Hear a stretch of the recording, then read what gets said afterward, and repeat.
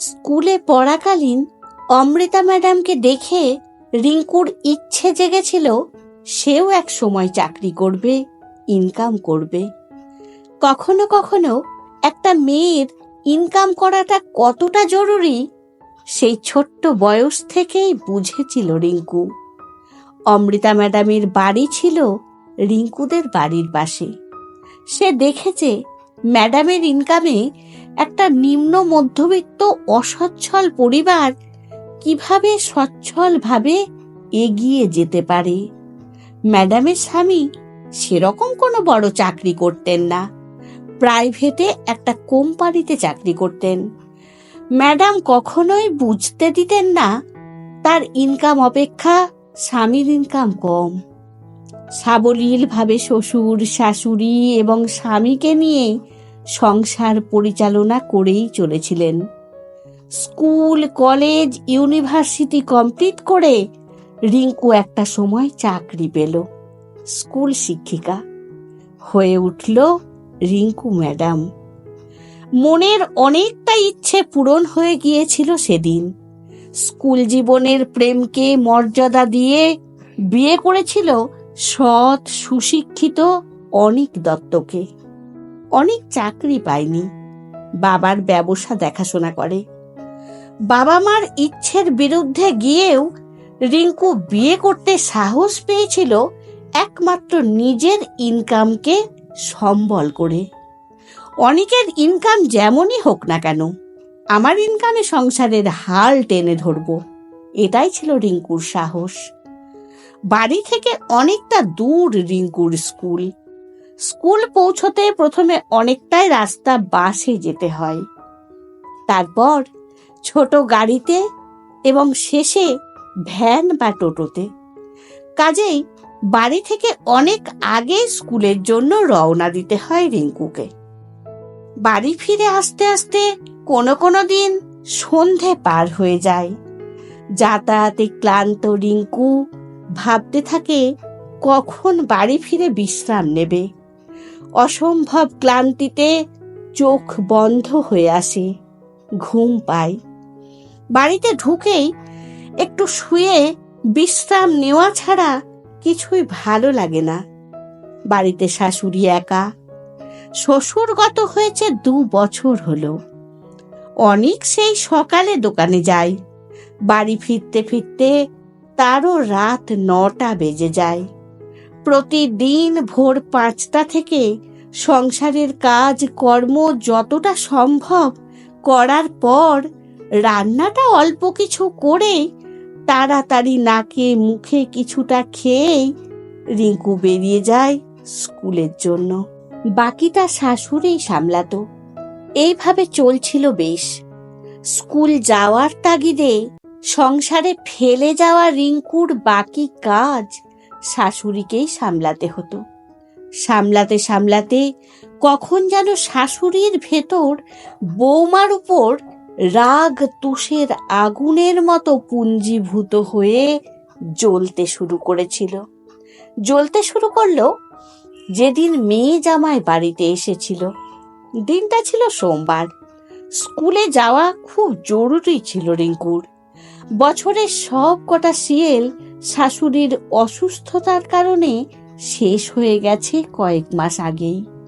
কাজেই সেই দিন বাড়িতে মেয়ে জামাইকে দেখা সত্ত্বেও রিঙ্কু স্কুলে যেতে বাধ্য হয়েছিল। সেটা নিয়ে রিঙ্কুকে শাশুড়ির কাছে অনেক দিন কথাও শুনতে হয়েছে। কেন সে সেদিন মেয়ে জামাইকে আপ্যায়ন না করে স্কুলে গিয়েছিল। নম্র স্বভাবের রিঙ্কু কখনোই শাশুড়ির সাথে তর্কে জড়ায়নি। মুখ বুজে সব কিছু সহ্য করে চলছিল। কিন্তু কয়েকদিন যেতে না যেতেই একদিন শাশুড়ির কিছু কথায় রিঙ্কু ভীষণ কষ্ট পেয়েছিল। সারা দিনের ক্লান্তিতে অস্থির রিঙ্কু সেদিন বাড়ি ফিরতে রাত 8টা বেজে গেছে। বাড়ির গেটের সামনে আসতেই রিঙ্কুর কানে ভেসে এলো শাশুড়ির বকবকানি।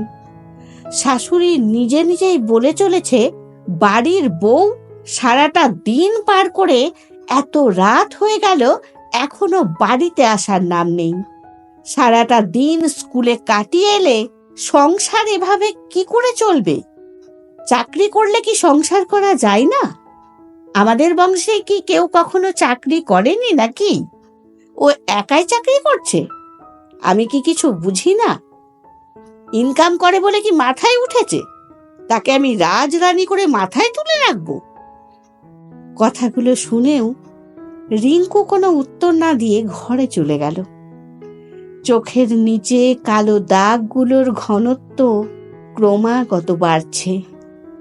নিজের ওপর নিজের ভীষণ রাগ হচ্ছে। ক্লান্তিতে চোখ বুজে আসছে। শরীর একটু বিশ্রাম চাইছে। ওদিকে শাশুড়ির কথাগুলোতে কানে যেন আলপিনের মতো খোঁচা দিয়েই চলছিল। সে বিশ্রাম নিল না। সে স্কুল ব্যাগটা চেয়ারের উপর রেখে হাত মুখ ধুয়ে সোজা রান্নাঘরে ঢুকল। রান্নাঘরে সব অগোছালো। টেবিলের উপর এঁটো বাসনের স্তূপ। সুনীতিদি কি আজ আসেনি? মনের ভেতর প্রশ্ন জাগল রিঙ্কুর। অনেক বছর ধরে তাদের বাড়িতে কাজ করে সুনীতিদি। রিঙ্কুকে রান্নাঘরে ঢুকতে দেখে শাশুড়ি একবার উকি দিয়ে আবার ঘরে চলে গেল। শাশুড়ির ফোনটা বেজে উঠল। মেয়ে রিয়ার ফোন। মা, তোমার প্রেসারের ওষুধটা কি বৌদিমণি নিয়ে এসেছে গো? বৌদিমণিকে তো ফোনে পাচ্ছি না। কিন্তু রিয়া, আমার প্রেসারের ওষুধ তো অনেক আনি, তোর বৌদি কেন আনবে? আরে দাদা যে দোকান থেকে ওষুধটা নেয় সেখানে পাওয়া যাচ্ছে না, তাই আমাকে বলেছে ওই ওষুধটা আমাদের এখান থেকে নেওয়ার জন্য। কিন্তু তোমার জামাই এখন পারবে না, একটা অনুষ্ঠানে যাবে, তাই বৌদিকে বলেছিলাম স্কুল থেকে ফেরার পথে ওষুধটা যেন কিনে নিয়ে যায়। গতকাল নাকি তোমার প্রেসারের ওষুধটা শেষ হয়ে গেছে। ও, তাহলে এই কারণেই তোর বৌদির বাড়ি ফিরতে আজ এতটা দেরি হলো। কিছুক্ষণ পর অনিক বাড়িতে এলো। কলপারে রিঙ্কুকে এই সময় বাসন মাজতে দেখে অবাক হয়ে জিজ্ঞেস করলো, কি গো, কি ব্যাপার, এখন তুমি বাসন মাজছো কেন? আমি কি বাসন মাজতে পারি না? বাড়ির বউদের শ্বশুর বাড়িতে সব কিছুই করতে হয়। বাপের বাড়ি বাপের বাড়িই হয়, আর শ্বশুর বাড়ি শ্বশুর বাড়িই হয়। কেউ রাজরানী করে আমাকে রাখবে কেন? কিন্তু কিন্তু টিন্তু এখন থাক। শোনো, মায়ের প্রেসারের যে ওষুধটা এখানে পাওয়া যাচ্ছিল না, তুমি তোমার বোনকে বলেছিলে আনতে, কিন্তু তোমার বোন আবার আমাকে ফোন করেছিল। কাজেই আমার বাড়ি ফিরতে আজ একটু দেরি হয়ে গেল। ওষুধটা পেতে আমাকে অনেক জায়গা ঘুরতে হয়েছে। শেষে বাস স্ট্যান্ড থেকে অনেকটা দূরে একটা ওষুধের দোকান থেকে পেয়েছি। এর ফলে ফেরার বাসটাও হাতছাড়া হয়ে গিয়েছিল। অনেক কষ্ট করে একটা গাড়িতে বাড়ি এসেছি। এখন থাকো সব কথা, তুমি ওঠো, ওষুধটা নিয়ে যাও। অনেক ওষুধটা নিয়ে মার ঘরে গেল। অনেককে দেখে মা বলল, বৌমা কিছু কি বলেছে? বৌমার বাড়ি ফিরতে দেরি হচ্ছে দেখে অনেক খারাপ কথা না বুঝে বলে ফেলেছি বৌমাকে। এ আর নতুন কি মা? কেন যে তুমি এসব উল্টোপাল্টা কথা বলে তুমি তোমার বৌমার সাথে দূরত্ব বাড়াচ্ছ বুঝি না। একটু বোঝার চেষ্টা করো। প্রতিদিন 4-5 ঘন্টা যাতায়াত করে আমাদের সংসারের জন্যই রিঙ্কু চাকরিটা করতে যায়, শখে যায় না।